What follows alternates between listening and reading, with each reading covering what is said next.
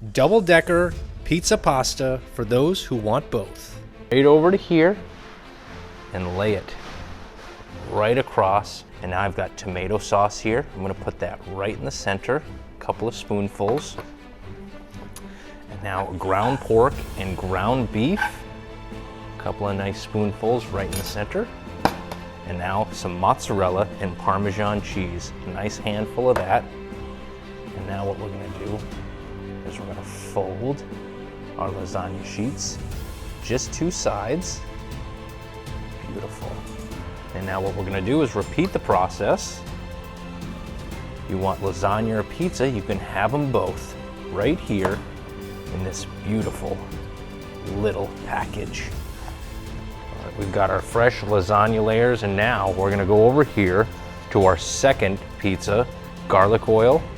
I'm gonna pour a nice generous portion, and I'm gonna squeeze this roasted garlic head right on top to give that some extra savory umami flavor into our crust. And now we're gonna cut right down the center. Don't go all the way to the end of the crust, leave about an inch.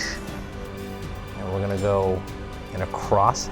And now we're gonna transfer this over to our lasagna pizza. We've got a hat for it. And now we open our pizza up to reveal our lasagna right inside. We're gonna top this lasagna off. We want another layer of all the ingredients. And now, don't be shy with the cheese. Nice layer of cheese right on top.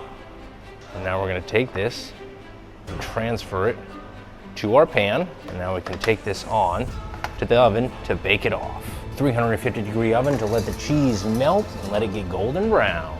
All right, our double-decker lasagna stuffed pizza, hot and fresh from the oven. I've got crispy pepperonis that I've already roasted off, so they're nice and crispy. And now I've got some jalapenos. And we're just gonna decorate this, give it some color and a little bit of spice, some fresh basil.